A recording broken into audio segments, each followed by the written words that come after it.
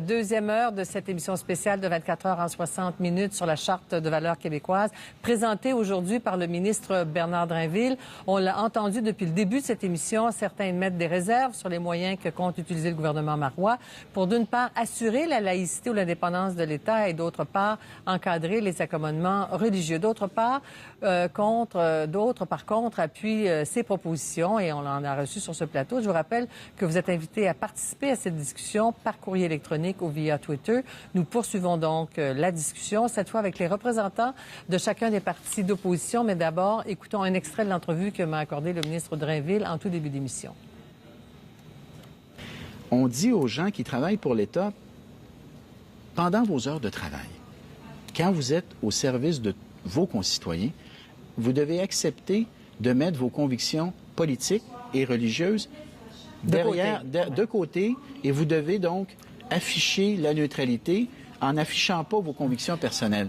Est-ce que c'est vraiment déraisonnable de demander à quelqu'un qui a fait le choix de travailler pour l'État, pour un service public, de respecter cette responsabilité que d'être neutre au nom du respect de tous, et en particulier quand on travaille auprès des enfants, au nom des enfants également. Parce qu'on a le droit comme société de dire qu'on ne souhaite pas que nos enfants soient exposés à une pression religieuse, à une influence religieuse. Est-ce que c'est vraiment si déraisonnable que ça? Alors, je vous propose maintenant un débat avec trois élus. Françoise David, députée de Gouin pour Québec solidaire. Kathleen Veil, députée de Notre-Dame-de-Grâce du Parti libéral du Québec, qui avait présenté le projet de loi 94 à l'Assemblée nationale, où il était question de laïcité ouverte et de l'obligation d'offrir des services à visage découvert. Projet de loi, évidemment, qui est mort au feuilleton après les élections. Et Nathalie Roy, députée de Monterville pour la Coalition Avenir Québec, que nous rejoignons donc dans nos studios de Québec. Madame Roy, on vous a vu aujourd'hui sortir vos signes religieux et sortir le ruban à mesurer. J'aimerais quand même vous entendre là-dessus. Vous êtes, j'imagine, toutes les trois contre. Je vais vous entendre rapidement dire pourquoi vous êtes contre ce projet de charte des valeurs. Françoise David. Attention, à Québec solidaire, on est pour un projet de loi, un projet qui peut inclure la laïcité, par exemple, dans la Charte des droits et libertés de la personne et la définir. Ça, il n'y a aucun problème.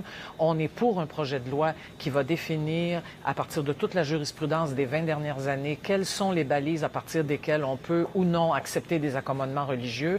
On est pour la prestation de services publics à visage découvert. Alors, jusque-là, il n'y a pas de problème.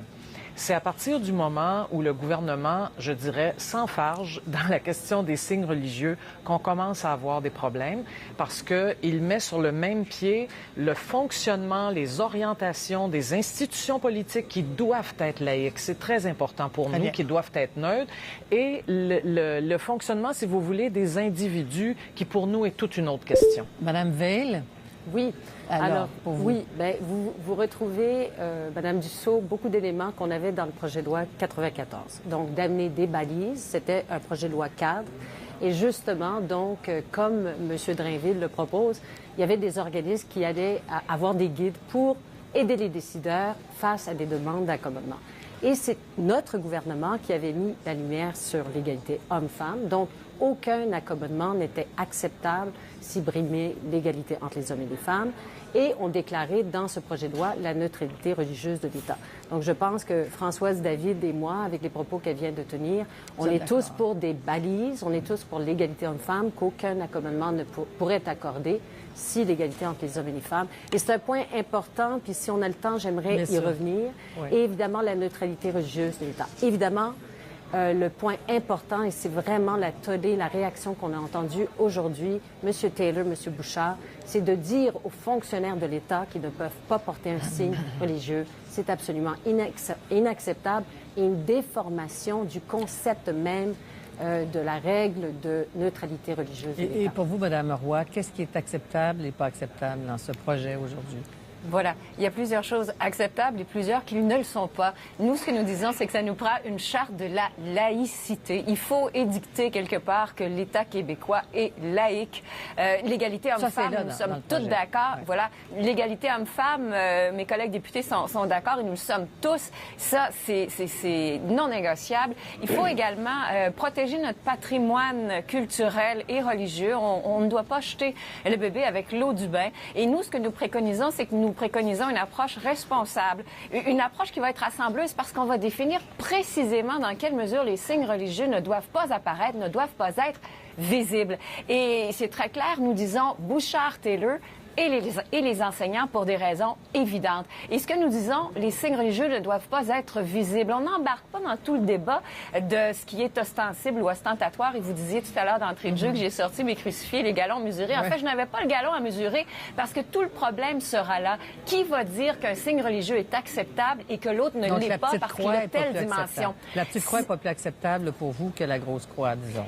Ben, enfin, uniquement chez les fonctionnaires de l'État qui représentent l'État, qui sont en position d'autorité, ce n'est pas acceptable, point. Mais nous ne sommes pas aussi radicales que le Parti québécois qui, lui, applique tout azimut sa charte. Alors, quelles sont vos intentions maintenant, à partir de maintenant? C'est de discuter avec le gouvernement, c'est de trouver des compromis parce qu'on a un gouvernement minoritaire. Donc, s'il est minoritaire, il y a peut-être très peu de chances qu'il puisse mettre de l'avant son projet, Mme Veil. Bien, écoutez, je pense qu'il faut venir aux vrais enjeux. Et lorsqu'on parle de toute cette question, moi, quand je suis arrivée en poste au ministère de l'Immigration, tout le monde me parlait de l'intégration des communautés culturelles, des femmes musulmanes au sein de la fonction publique, au sein des ordres professionnels. C'était vraiment l'enjeu numéro 1 et une des recommandations importantes du rapport Bouchard-Taylor. Et j'ai travaillé, comme mes prédécesseurs, à avoir des programmes, des ententes avec les ordres professionnels pour faire en sorte que leurs compétences, parce qu'il faut savoir que c'est des femmes extrêmement qualifiées, éduquées, intéressantes, qui travaillent pour la fonction publique et ailleurs dans la société, qu'on va chercher. On les sélectionne, c'est des travailleurs qualifiés.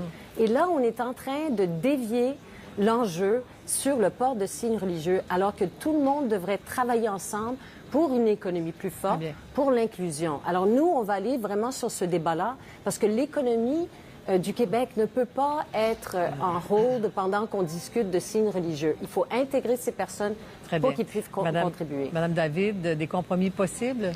Mais moi, j'espère qu'il y en aura. Par exemple, nous disons effectivement qu'il peut y avoir interdiction de port de signes religieux pour les personnes qui représentent une autorité, mais une autorité coercitive. Là, on pense aux juges, on pense aux procureurs de la couronne, aux gardiens de prison, aux policiers. Mais pas les enseignants. Non, parce que là-dessus, j'écoutais M. Taylor tout à l'heure et je me disais, il a tellement raison. Écoutez, qu'est-ce qui nous démontre vraiment qu'un enseignant ou une enseignante est une personne qui ne cherchera pas à influencer indûment un enfant? Est-ce que ça a un rapport avec le port d'un signe religieux? On peut avoir des enseignants au secondaire qui sont d'extrême gauche, de centre, d'extrême droite. Ils ne portent aucun signe religieux. Quelle assurance a-t-on qu'ils vont faire leur travail avec professionnalisme et loyauté à l'égard de leur employeur? Eh bien, c'est leur engagement même qui est le garant de ça. Et puis, il y a aussi des ressources humaines, et puis il y a les collègues, etc. Donc, de porter le focus uniquement sur les signes religieux me paraît assez détestable. Moi, je pense qu'il y a des discussions à faire là-dessus. Il ne faut pas jeter le bébé avec l'eau du bain. Je l'ai dit tout à l'heure, il y a des aspects intéressants dans cette charte-là. Mais moi, j'espère qu'on rajoutera aussi d'autres questions à discuter, par exemple le financement des écoles privées religieuses. Bien sûr, parce que là-dessus, on dit que Mme Malavoie réfléchit, Mme Roy, et vous, compromis possible? Et tout de suite, une question qui vise les deux autres. Êtes-vous prêt à aller en élection là-dessus? C'est une bonne plateforme pour le gouvernement qui recueille dans le public un appui, en tout cas chez les francophones, ailleurs qu'à Montréal, un appui, semble-t-il, dans les derniers sondages. Rapidement, toutes les trois, Chose certaine, il faut régler le dossier des accommodements religieux. Il ne faut pas l'exploiter indûment pour se faire du capital politique. Il faut donner des règles et des balises. Et pour ce qui est des enseignantes, c'est un souci de cohérence. On sait qu'il y a eu la déconfessionnalité de nos écoles. Nos écoles sont laïques, nos écoles sont neutres. Alors, au premier chef, la première personne en position d'autorité dans une école, c'est un enseignant, une enseignante, et c'est pour cette raison qu'ils ne doivent pas porter de signes religieux. Et des élections là-dessus, rapidement, toutes les trois, vous seriez prêtes, vos partis seraient prêts à aller en élection là-dessus? Peut-être que Mme Marois va vous amener en élection là-dessus. Moi, j'espère bien que non. C'est un débat, franchement, qui est tellement important, qui est tellement fondamental pour l'avenir de la société québécoise. Je souhaite, en fait, peut-être un peu candidement, qu'on débarrasse ce débat-là de tout ce qui s'appelle politique partisane, qu'on fasse un débat sérieux, responsable avec toute la population. Ouais. Je voudrais juste rappeler à Mme Roy que les hôpitaux aussi ne sont pas des organismes confessionnels et pourtant, le ministre leur dit, vous avez un droit de retrait sur les signes religieux. Et là, nous sommes contre ça, Mme Davis. Nous sommes contre les hôpitaux la disparition des signes religieux pour le personnel des hôpitaux. Nous limitons vraiment à ce que Bouchard-Taylor a dit. C'est très précis. Et écoutez, cette question-là, c'est pas la priorité au Québec actuellement, c'est l'économie. Alors, c'est surtout, réglons ça pour passer à des choses Moi, je vous dirais que ce serait absolument shameful, je trouve pas le mot...